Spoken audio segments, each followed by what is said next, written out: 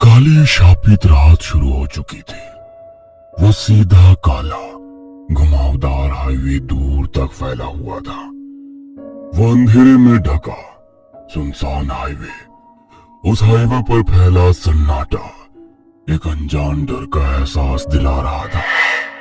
मानो तूफान से पहले की शांति हो और आगे कुछ भयानक होने वाला हो।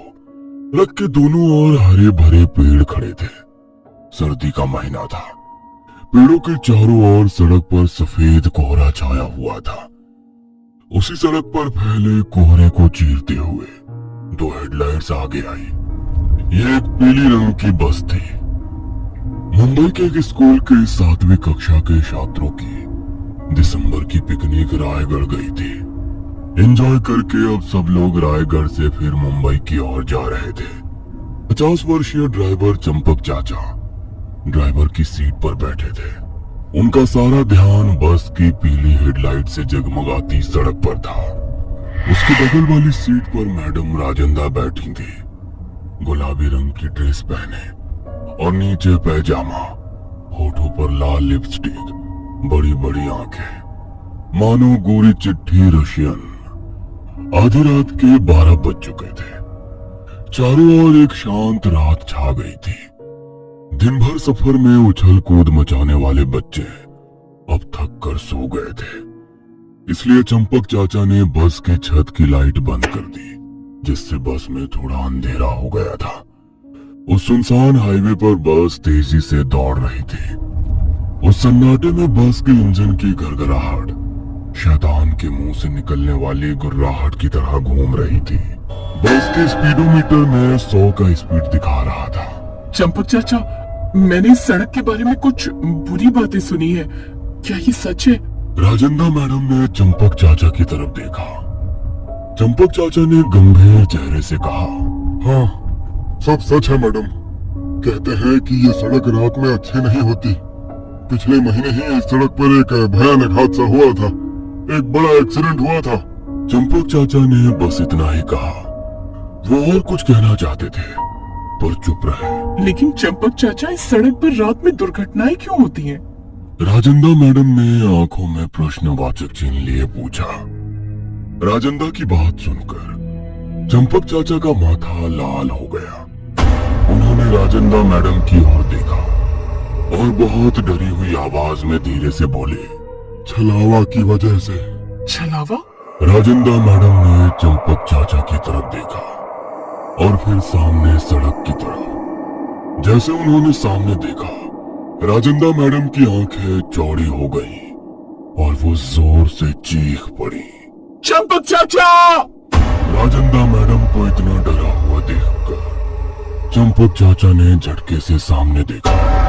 उनकी आंखें भी चौड़ी हो गई, क्योंकि बस की पीली रोशनी में थोड़ी दूर सड़क के बीचों बीच एक हिरन खड़ा था। उस हिरन की लाल आंखें चंपक चाचा को देख रही थी। चंपक चाचा कोई दुर्घटना नहीं चाहते थे, इसलिए उन्होंने जल्दी से गाड़ी धीमी की और ब्रेक लगाए। गाड़ी के टायर सड़क पर रगड़ते हुए एक तेज भयानक आवाज हुई। बस सड़क पर रुक गई। बस का इंजन ज्यादा गर्म हो गया था, जिस वजह से बस बंद होते ही फुस ऐसा आवाज हुआ। उस आवाज से बस में बैठे सभी बच्चे जाग गए। अचानक ब्रेक लगने से कुछ बच्चों के सिर आगे की सीट से टकरा गए, लेकिन कोई गंभीर चोट नहीं आई। बस को अचानक रुकते देख सभी बच्चे नींद से जाग गए। आसपास का इलाका जंगली अंधेरे से ढका और शांत था। बस उस सुनसान सड़क पर अकेली खड़ी थी। क्या हुआ मैडम, बस क्यों रोक दी? रांडू ने पूछा। बस की आगे की सीट पर 2 बच्चे बैठे थे। एक का नाम आंडूनाथ उर्फ आंडू और उसके बगल में बैठा उसका दोस्त रांडूनाथ उर्फ रांडू। चंपक चाचा और राजेंद्र मैडम दोनों बस की पीली हेडलाइट की रोशनी में आगे देख रहे थे। जो हिरन कुछ देर पहले सड़क पर खड़ा रहता था, वो जगह अब खाली थी। वो हिरन कहीं दिखाई नहीं दे रहा था। मुझे लगता है कि वो हिरन डर के मारे भाग गया होगा मैडम। चंपक चाचा ने बस गियर बदला एक्सीलेटर दबाया और बस वापस सड़क पर ला दी। बस के पिछले साइलेंसर से काला धुआं निकला। बस पीछे लाल बत्ती दिखाती हुई आगे बढ़ी। सड़क के बाईं ओर अब एक छोटा सा मील का पत्थर दिखाई दे रहा था, जिस पर लिखा था मुंबई 90 किलोमीटर। उसी मील के पत्थर के पीछे एक और बोर्ड था। उस पर लाल अक्षरों में चेतावनी लिखी थी, आधी रात को इस सड़क का इस्तेमाल ना करें। लेकिन उस बोर्ड से आगे देखने पर बस तेज गति से लाल बत्ती दिखाते हुए आगे बढ़ती दिख रही थी। इसका मतलब था कि आंडूनाथ, रांडूनाथ, राजेंद्र मैडम, चंपक चाचा और बाकी सबकी जान खतरे में थी। बस के अंदर रंडू, क्या तुमने चंपक चाचा और राजेंद्र मैडम को किसी छलावे के बारे में बात करते सुना? आंडूनाथ ने रांडू से पूछा। छलावा मतलब? रंडू ने बिना समझे पूछा। रंडू, मुझे भी नहीं पता, रुको चलो गूगल पर देखते हैं। आंडूनाथ ने अपना स्मार्टफोन निकाला, पर सिम को रेंज नहीं थी। ओहो, इस सिम की रेंज को भी अभी जाना था। आंडूनाथ ने परेशान स्वर में कहा। आंडूनाथ, फोन छोड़, चलो चंपक चाचा से पूछते हैं। रंडू ने ये कहा। उसने चंपक चाचा को आवाज दी और बात करने लगा। चंपक चाचा, आप और मैडम किस छलावे के बारे में बात कर रहे थे? क्या होता है ये छलावा? रंडू ने पूछा। उस वाक्य पर चंपक चाचा के चेहरे पर एक रहस्यमय भयानक भाव फैल गया। राजेंद्र मैडम ने भी रंडू की बात की पुष्टि करते हुए कहा। हाँ, मैं भी यही पूछने वाली थी, क्या होता है ये छलावा? वो जंगल में कहीं एक जंगली जानवर दहाड़ा, मानो वो कह रहा हो, उस मनहूस नाम को मत लो। उस जंगली जानवर की तीखी आवाज सुनकर बस में बैठे कुछ बच्चे डर गए। लेकिन आंडू और रांडू सिग्मा मेल थे, उन्हें किसी का डर नहीं था। मैडम, बच्चों! चंपक चाचा ने अपने सिर के ऊपर लगे शीशे से रंडू अंडू को देखा और रहस्यमयी डरावनी आवाज में आगे बोले। छलावा, ये कोई जीवित व्यक्ति नहीं है, ये एक विषाक्त है, एक नीच दुष्ट आत्मा जो अंधेरे के गर्भ में भटक रही है। जिस व्यक्ति को छल धोखे से किसी जंगल वीरान जगह मार दिया गया हो, उस मृत व्यक्ति की आत्मा छलावा बन जाती है। चंपक चाचा ये असाधारण सत्य बता रहे थे। राजेंद्र मैडम, रंडू अंडू, बाकी 10-12 बच्चे उत्साह से सुन रहे थे। बस सड़क पर हवा चीरती हुई दौड़ रही थी। ये भूत रात में सड़क से गुजरने वाले लोगों को धोखा देता है, उन्हें अपने जाल में फंसाता है और उन्हें पूरी रात एक ही जगह भटकाता रहता है, जब तक कि जाल में फंसा व्यक्ति मर नहीं जाता। चंपक चाचा ने कहा। चंपक चाचा, जरा बस रोक सकते हैं? अंडू ने कहा। क्यों? चंपक चाचा ने पूछा। क्या कहूँ चंपक चाचा, आपके छलावे के बारे में सुनकर मुझे एक नंबर लग गई। आंडूनाथ नालायकों की तरह दांत पीसता हंसने लगा। नहीं, मैं गाड़ी नहीं रोक सकता। आंडू, तुम्हें जो करना है मुंबई पहुंचने पर करना। चंपक चाचा ने कहा। गाड़ी रोक दीजिए चाचा जी, वरना मैं यही सीट की मरम्मत कर दूंगा। हाँ। अंडू, नालायक की तरह बात मत करो वरना मार खाओगे। राजेंद्र मैडम गुस्से से अंडू पर चिल्लाई। राजेंद्र मैडम ने चंपक चाचा की तरफ देखा। गाड़ी रोको चंपक चाचा। राजेंद्र मैडम के कहने पर चंपक चाचा को गाड़ी रोकनी पड़ी, लेकिन उन्होंने एक शर्त रखी और कहा, मैं गाड़ी रोक दूंगा मैडम, लेकिन सिर्फ 5 मिनट के लिए, और सड़क से कुछ पड़ा हुआ दिखाई दे तो उसे अपने साथ मत लाना। सभी ने चंपक चाचा की शर्त मान ली। चंपक चाचा ने बस सड़क के एक तरफ रोक दी। अंडू, रंडू और भी कई बच्चे बस से उतरे। सड़क के दोनों ओर घना सफेद धुआं जमा हो रहा था। दूर से सड़क सुनसान लग रही थी।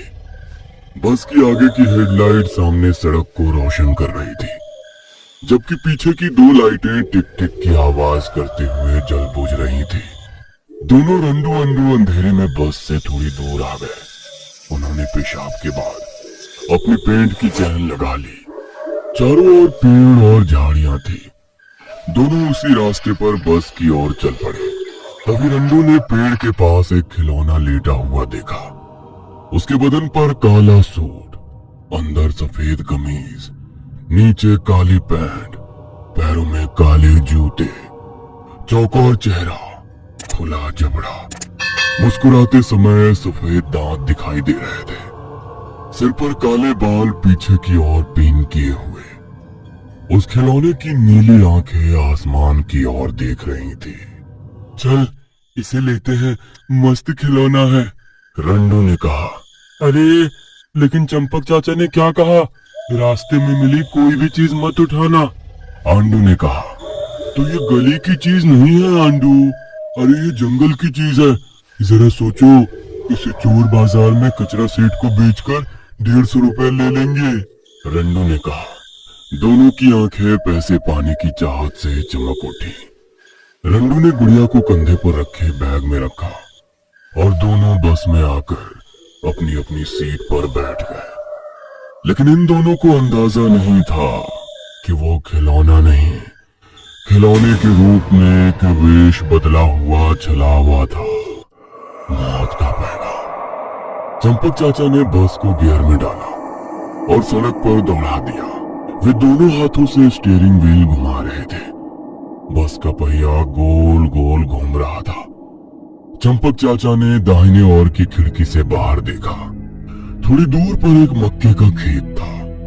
मक्के के खेत के बीच में एक छड़ी पर काला कोट, सिर पर काली टोपी, नीचे चौकोर पैंट, ऐसे एक बिजुका लकड़ी पर हाथ किए, मुंह नीचे झुकाए, लकड़ी पर खड़ा लटक रहा था। उस बिजुका के कंधे पर एक काला कौवा बैठा था। चंपक चाचा आश्चर्य से उस दृश्य को देख रहे थे, क्योंकि ये सड़क उन्हें जानी पहचानी थी। उन्हें यकीन था कि इस सड़क पर एक भी मक्के का खेत नहीं है। फिर ये खेत आया कहां से? इस सवाल ने उनके मन में डर पैदा कर दिया था। आखिरकार खेत पीछे छूट गया। चंपक चाचा, आपने वो खेत देखा? जब हम सुबह पिकनिक पर जा रहे थे तो हमने ये खेत पहले क्यों नहीं देखा? इट्स स्ट्रेंज, पिछली सीट पर बैठे रांडूनाथ ने कहा। चंपक चाचा ने इस पर कुछ नहीं कहा, लेकिन उनका चेहरा बेचैन, डर, माथे पर पसीना था, क्योंकि ये खेत अभी अभी यहाँ आया था, या फिर छलावे का भ्रम था। रांडूनाथ ने बैग अपने जांग पर रखी थी। अचानक उसे उस बैग का वजन थोड़ा बढ़ा हुआ महसूस हुआ, मानो उस विकृत खिलौने का वजन बढ़ रहा हो। कुछ 5-10 मिनट बाद चंपक चाचा ने फिर वही खेत देखा, लेकिन इस बार उन्हें उस खेत में कुछ बदलाव महसूस हुआ। मतलब कि कुछ देर पहले उस छड़ी पर रखा बेजान बुझाऊ गांव अब वहां नहीं था। बस वो कौवा उसी छड़ी पर अकेला बैठा था। जैसे ही चंपक चाचा ने ये देखा, उनकी छाती धस गई, क्योंकि ये वही खेत था। बस वहां का बुझागवान गायब हो गया था। रांडू के बैग का वजन अब और थोड़ा बढ़ गया, मानो छलावे की कोई विकृत और अजीबोगरीब घटनाएं जैसे जैसे घटने वाली थी, उस बैग का वजन बढ़ते ही जाने वाला था। आंडू, रंडू ने आंडू को पुकारा। हाँ क्या? आंडू ने पूछा। इस बैग में रखा खिलौना धीरे धीरे भारी होता जा रहा है, मेरी जांघों में दर्द होने लगा है यार। रांडू ने थोड़े परेशान स्वर में कहा। तुम दोनों की खुसर पुसर चल रही है? अचानक बीच में मैडम की आवाज आई। तभी आंडू और रांडू दोनों ने कमजोरी से मुस्कुराते हुए कहा, कुछ नहीं कुछ नहीं। ऐसा कहा। मैडम ने फिर से आगे देखा। बस की हेडलाइट्स की पीली धुंधली रोशनी सड़क पर दूर तक फैल गई थी। उस रोशनी में मैडम को बस के विंडशील्ड से सड़क के बाईं ओर एक बस स्टॉप दिखाई दिया, जिसके सामने एक आदमी खड़ा था। बदन पर वही काला कोट, नीचे काली पैंट, पैरों में काले जूते, सिर पर गोल टोपी, नीचे नीचे सर किए वो जगह पर खड़ा था। जैसे ही बस आई, उसने लिफ्ट के लिए अपना एक हाथ ऊपर उठाया। चंपक चाचा अब डर से कांप रहे थे। उनका गला सूख रहा था क्योंकि चंपक चाचा समझ गए थे ये आदमी नहीं वो बिजू का है। चंपक चाचा गाड़ी रोको, सामने को लिफ्ट देते हैं। राजेंद्र मैडम ने कहा, माफ करना मैडम, मैं गाड़ी नहीं रोक सकता। वैसे भी मुझे ये आदमी सही नहीं लग रहा है। चंपक चाचा ने डरी हुई आवाज में कहा। बस काले कोट वाले आदमी के पास से गुजरी। मुझे लगता है अपने रूसी मैडम को वो काला कोट पसंद आ गया था। आंडू ने मुस्कुराते हुए कहा। रंडू भी उसकी पुष्टि करते हुए थोड़ा मुस्कुराया, लेकिन तुरंत ही उसके चेहरे पर दर्द फैल गया क्योंकि उसकी गोद में रखे बैग का वजन बढ़ता जा रहा था। बस के बाईं ओर का निचला टायर दिखाई दे रहा था। उस टायर से आगे बस की हेडलाइट से जगमगाता काला हाईवे दिखाई दे रहा था। चंपक चाचा ने अपने हाथ में घड़ी में समय देखा, लेकिन घड़ी की सुइयां अब एक बूथ बनकर रुक गई थी। छलावे के काले भ्रम ने समय के चक्र को बांध दिया था। चंपक चाचा का डर सच हो रहा था। यह देखकर उनका शरीर डर से कांप रहा था। उनके माथे से लगातार पसीना टपक रहा था, जिसे चंपक चाचा कांपते हाथ से पोंछ रहे थे। क्या हुआ चंपक चाचा, आपको कब से देख रही हूँ, बहुत परेशान लग रहे हैं। राजेंद्र मैडम ने पूछा। इस पर चंपक चाचा ने उसकी तरफ देखा और कहा, मैडम, हमारे साथ कुछ बुरा हो रहा है। मुझे महसूस हो रहा है कुछ अकल्पनीय हो रहा है। क्या? मैडम ने आंखें फैलाकर पूछा। इस पर चंपक चाचा कुछ देर रुके और ऊंची आवाज में बोले, लगता है हम किसी छलावे के जाल में फंस गए हैं। अब हम इस सड़क से नहीं निकल सकते। चंपक चाचा के वाक्य पर राजेंद्र मैडम, आंडू और रांडू तीनों एक साथ हंस पड़े। ऐसा कुछ नहीं होता चंपक चाचा, राजेंद्र मैडम ने कहा। और उसी समय चंपक चाचा ने सड़क के एक तरफ एक औरत को खड़ा देखा। बस देखते ही उसने हाथ उठाया, लिफ्ट मांगी। चंपक चाचा, गाड़ी रोको, वो औरत रात में यहाँ अकेली खड़ी है। अगर उसे कुछ हो गया तो गाड़ी रोको, हम उसे लिफ्ट दे देंगे। राजेंद्र मैडम ने कहा।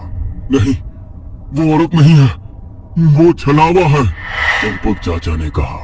अरे रंडू, ये बूढ़ा सठिया गया है क्या? अगर मैं वहाँ होता तो इस बेचारी को लिफ्ट दे देता। आंडू ने कहा। चंपक चाचा, आप जानते हो आप क्या कह रहे हो? वो एक औरत है, कोई भूत नहीं। अगर उसे रात में कुछ हो गया तो? राजेंद्र मैडम बोली, लेकिन चंपक चाचा ने उनकी एक ना सुनी। वो महिला वहीं खड़ी बस को मंद मुस्कान से देख रही थी, पर बस नहीं रुकी। ये देखकर उसके चेहरे की मुस्कान फीकी पड़ गई और उसके चेहरे पर गुस्सा फैल गया। उसकी आंखें लाल हो गई, मानो खून निकल आया हो। उसने दांत और होठ भींच लिए। वो सड़क के बीचों बीच खड़ी हो गई, जिसे देखकर राजेंद्र मैडम, अंडू रांडू और सभी बच्चों की आंखें चौड़ी हो गई। चाचा गाड़ी रोको, एक्सीडेंट हो जाएगा, गाड़ी रोको। राजेंद्र मैडम ऊंची आवाज में चंपक चाचा को चिल्ला रही थी। चंपक चाचा ने कुछ नहीं सुना। गाड़ी के पहिए तेजी से घूम रहे थे और इधर मैडम ने दोनों हाथों से अपना चेहरा ढक लिया। अंडू और रंडू दोनों की आंखें चौड़ी हो गई। बस उस औरत के शरीर से ऐसे गुजरी जैसे पानी में से कोई हाथ गुजर गया हो। अंडू रंडू नाथ दोनों ने यह दृश्य देखा और पसीने की ठंडी बूंदें उनकी रीढ़ की हड्डी से लुढ़क गई। वे डर के मारे बैठ गए। उनका पूरा शरीर कांपने लगा। तुमने देखा रंडू, गाड़ी उस औरत के शरीर से आर पार हुई। अंडू डर भरी आवाज में बोला। मैडम ने देखा कि कुछ नहीं हुआ है और अपने चेहरे से हाथ हटा लिए। मैडम, पीछे मुड़कर देखो, वो औरत नहीं छलावा है। चंपक चाचा ने कहा। चंदा मैडम ने पीछे मुड़कर देखा। अभी मैडम के चेहरे पर डर का साया पड़ गया। पीछे सड़क से वो औरत, काले फील्ड कोट वाला वो आदमी, दोनों तेजी से भागते हुए बस का पीछा कर रहे थे। हे भगवान, ये क्या है? राजेंद्र मैडम ने आश्चर्य से कहा। यह मौत का छलावा है मैडम, लेकिन मुझे समझ नहीं आ रहा ये हमारे पीछे कैसे आ गया। चंपक चाचा ने सवालिया लहजे में कहा। वही रंडू जोर जोर से चिल्लाने लगा। उसकी गोद में रखे बैग का वजन अब 15-20 किलो बढ़ गया था, जिससे उसकी जांग की हड्डी में दर्द हो रहा था। रंडू, अब वो जंगल में मिला खिलौना बहुत भारी हो गया है यार, इस बैग को मेरे बगल से हटा। चंपक चाचा ने रंडू की बात सुन ली थी। उसको समझ में आ गया कि रंडू के बैग में रखा खिलौना ही छलावे का रूप है। मैडम, रंडू का बैग उठाकर बस से बाहर फेंक दीजिए। मुझे लगता है वो शापित छलावा वेश बदलकर बस में आ गया है। अगर हम उस खिलौने को बाहर फेंक देंगे तो हम बच जाएंगे। चंपक चाचा की बात सुनकर मैडम अपनी सीट से उठ खड़ी हुई, रंडू की सीट के पास आ गई। मैडम ने किसी तरह रंडू का बैग उठाया और उसे साइड की खिड़की से बाहर फेंक दिया। जैसे ही बैग सड़क पर गिरा, वो औरत, काले फेल्ट कोट वाला वो आदमी उस बैग की ओर खड़े हो गए। मैडम, रंडू अंडू सभी बस की पिछली खिड़की से बाहर देख रहे थे। उस बैग की चेन अचानक खुल गई और उसमें से वो अजीब सा खिलौना बाहर निकला, उठकर खड़ा हो गया। यह दृश्य देखकर वे तीनों, अंडू, रांडू, राजिंदा मैडम, डर से भर गए, क्योंकि एक बेजान खिलौना वहां किसी इंसान की तरह खड़ा था। रंडूनाथ, आज तुम बच गए। अगली बार नहीं बच पाओगे। वो खिलौना हिजड़े की आवाज में बोला और हंसने लगा। बस आगे बढ़ी और कोहरे में गायब हो गई। सब छलावे के जाल से बच गए। कुछ दिन बाद रायगढ़ के उसी हाईवे पर एक 4 पहिया वाहन चल रहा था। गाड़ी में ड्राइवर की सीट पर एक आदमी था और बगल में उसकी पत्नी। उस आदमी की माँ पीछे बैठी थी और बगल में उसकी 10 साल की बेटी, और उसकी गोद में वही खिलौना था। और वो धीरे से दांत दिखाते मुस्कुराया।